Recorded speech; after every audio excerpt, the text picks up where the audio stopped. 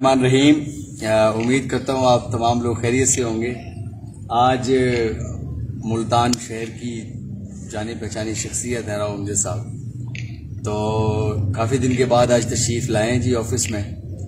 तो मैं भी आपको पता है सोशल मीडिया से काफ़ी दूर हो गया हूँ कुछ अरसे से, क्योंकि मसरूफियात कुछ इस तरह की हैं। तो आज राव साहब तशरीफ़ लाए, मैंने सोचा कि चलें हम अपनी मुलाकात का अहवाल आपके साथ शेयर करें। और राव साहब के साथ काफ़ी हमारी आज फॉर्मल और इनफॉर्मल गुफ्तगू हुई है, सियासी तौर पे भी। मैं समझ रहा हूँ कि चूँकि अब वक्त करीब आता जा रहा है, तो जितना आराम हम लोगों ने करना था सियासी तौर पे घर में बैठ के और अपने काम धंधे में वो कर लिया है, तो दोबारा से शुरू करते हैं। बहुत सारे लोगों के कर्ज चुकाने हैं और वो कर्ज इकट्ठे हुए हैं। मैं समझता हूं कि वो कर्ज की अदायगी जितनी जल्दी हो जाए उसको कर देना चाहिए।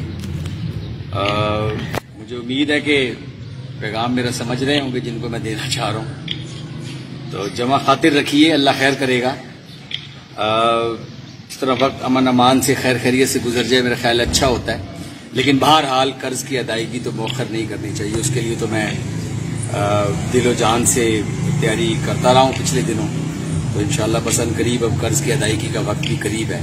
बहरहाल गुफ्तगू राव साहब से करते हैं, तो आप देखिएगा कि राव साहब के विचार लेते हैं। आजकल क्या हुकूमत के बजट आया है, खासतौर पर राव साहब की वीडियोस आप देख रहे हैं राव साहब के। बल्कि ये कहते चलो कि राव साहब का चैनल जो यूट्यूब का है उसको जरूर सब्सक्राइब करें। राव साहब बड़ी मेहनत कर रहे हैं अपने यूट्यूब चैनल पे, मैं इनका कंटेंट देखता रहता हूँ। बड़ी मेहनत करके तैयारी करके आते हैं और बड़ा इंफॉर्मेटिव होता है।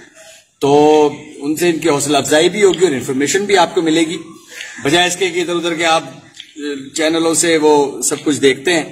तो बेहतर है कि आप राव साहब के चैनल को सब्सक्राइब करें। एनीवेज, राव साहब क्या हाल है आपका? खैरियत से हैं? अस्सलाम वालेकुम।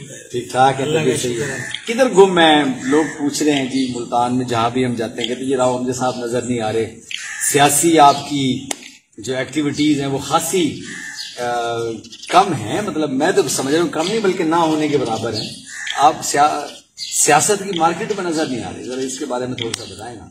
सबसे पहले तो ताहिर भाई आपका शुक्रिया, आपने ये जो एक माहौल बनाया कि इस तरीके से, मैं आपका शुक्रगुजार हूँ। और दूसरा, आपने मेरे चैनल के बारे में लोगों से कहा, अपने व्यूवर्स को जो देखने वाले हैं, मैं आपका इस पर भी शुक्रिया अदा करता हूँ। मैं अपना यूट्यूब चैनल जो है उसमें सारी चीजें जाहिर है डिस्कस कर रहा हूँ। बाकी ताहिर भी जहां तक सियासत का ताल्लुक है, सियासत में तो अमीन है, सियासत से आउट कैसे है? सियासत से तो हम आउट हो ही नहीं सकते। आपको पता है मछली हमेशा पानी में ही जिंदा रहती है, तो हम समंदर के अंदर है और उसकी गहराई का अंदाजा लगा रहे हैं कि उसमें ज्यादा से ज्यादा हम कितनी गहराई को बर्दाश्त कर सकते हैं। अभी हमारी बर्दाश्त है कि हम उसको बर्दाश्त कितना कर रहे हैं।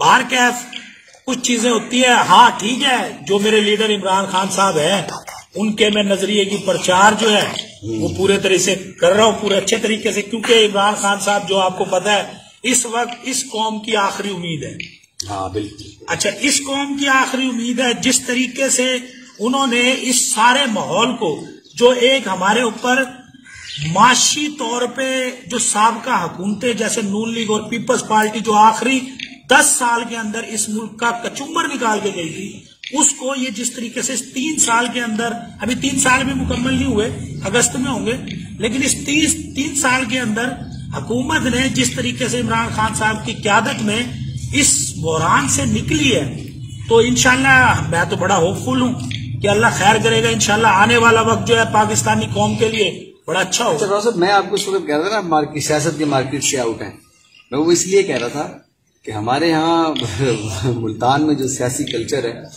वो कमोबेश इसी तरह का है कि हफ्ते में 2 दिन जो है वो सियासत उरूज पे होती है, और उन 2 दिनों में जो लोग आगे पीछे भाग रहे होते हैं तो हम ये समझते हैं कि सियासत में वही इन है, क्योंकि वो 2 दिन उसको हमने एक मरतबा नाराज भी हो जाते हैं दोस्त हमारे। लेकिन मैं बस जो बात मेरे दिल में आती है मैं दिल में रखता नहीं हूँ, कह देता हूँ।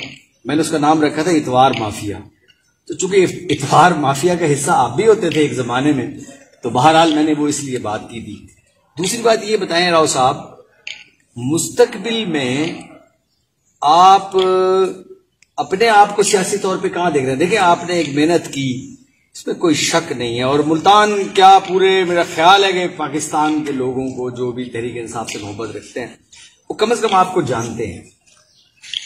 मुझे जो अफसोस होता है वो ये होता है कि एक सियासी वर्कर की मेहनत का समर तब मिलता है जब उसकी पार्टी हुकूमत में आती है, यानी उसको सियासी तौर पे एक्नॉलेजमेंट मिलती है, लोग उसको, आपको सियासी तौर पे एक्नॉलेजमेंट मिली लेकिन वो आपने उस ओहदे से इस्तीफा दे दिया। वजूहात उसकी आपके नजदीक बड़ी मोतबर हैं, बिल्कुल होंगी, लेकिन मैं ये कहना चाहता हूं राव साहब कि आप अब मुस्तकबिल में कैसे कंटिन्यू करेंगे इन सियासी एक्टिविटीज को? अब क्या समझ रहे हैं, यानी पुराने वाला राव अमजद अब रहेगा या कोई नया राव अमजद मार्केट में आने वाला है? ताहिर भाई, सवाल आपने काफी मुश्किल कर दिया है। राव अमजद तो एक ही है, नए वाला भी और पुराने वाला भी। लेकिन चीजें जो होती है ना, वर्कर जो होता है ना वो कुछ करना चाहता है, आपको पता है, क्योंकि इमरान खान ने हमें यही सिखाया था और हम इमरान खान के नजरियों को फॉलो करते हुए, आपको पता है जद्दोजहद तो काफी पुरानी है। अब वो चेहरे नजर आते हैं जो कभी थे भी नहीं, और जाहिर है पार्टियों में लोग आते हैं तो फिर पार्टियां बड़ी होती है, इस चीज को भी हम एक्सेप्ट करते हैं। लेकिन कम से कम जो पुराने चेहरे होते हैं ना, उनको साथ लेकर चल के फिर नए चेहरों को अगर चला जाए ना तो उससे पार्टियां मजबूत होती है, मेरा ये मानना है। अगर आप पुराने चेहरों को बैक फुट पे डालेंगे और नए चेहरों को आप ज्यादा वो करेंगे, अब आपको पता है काफी सारे, किसी के दिल में तो खराब घुसे नहीं होते कि आप ये कहें जी नए आने वाला चेहरा जो है ये सिर्फ मफादात के लिए आया, ऐसा होता भी है और ऐसा नहीं भी होता, दोनों बातें होती हैं। लेकिन अगर आप पुराने चेहरे जो कि आपके बुरे वक्त के साथी आते हैं उनको बैक फुट पे डाल के नए चेहरों को आप ज्यादा समझते हैं कि यार इनको लेके चलने में आपको फायदा होता है, क्योंकि मैं समझता हूँ कि ऐसा ठीक नहीं है। पुरानों को भी लेके चले, नए को भी लेके चले, इससे एक तो आपकी सियासी पुख्तगी का लोगों को एहसास होता है कि आप वाकई लोगों के एहसास को समझते हैं, लोगों के जज्बात को समझते हैं, तो ये मेरी नजर में अच्छा है।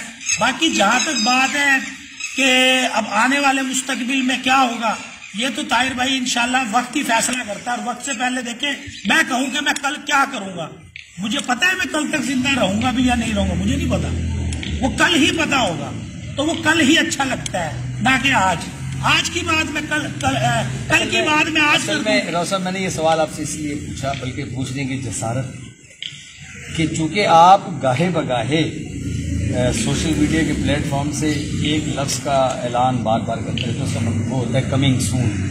तो मैंने कहा ये कमिंग सून जो है ये कहीं मूनसून की वजह से तो नहीं कह रहे थे आपके मूनसून अब आने वाला है, तो ये वो वाला सून तो नहीं है, कमिंग सून का मतलब तो।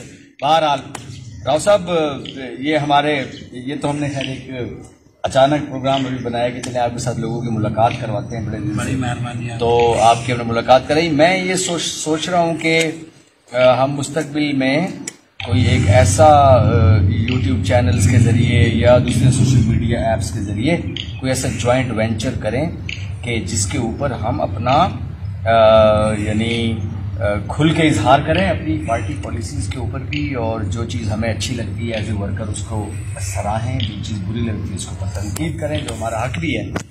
तो मैं उम्मीद करता हूँ उसके ऊपर हम मशावरत करेंगे इंशाअल्लाह। तो नाजरीन, राव अमजद साहब से हमने आपकी मुलाकात करवाई, मुझे उम्मीद है आपको बड़ी पसंद आई होगी।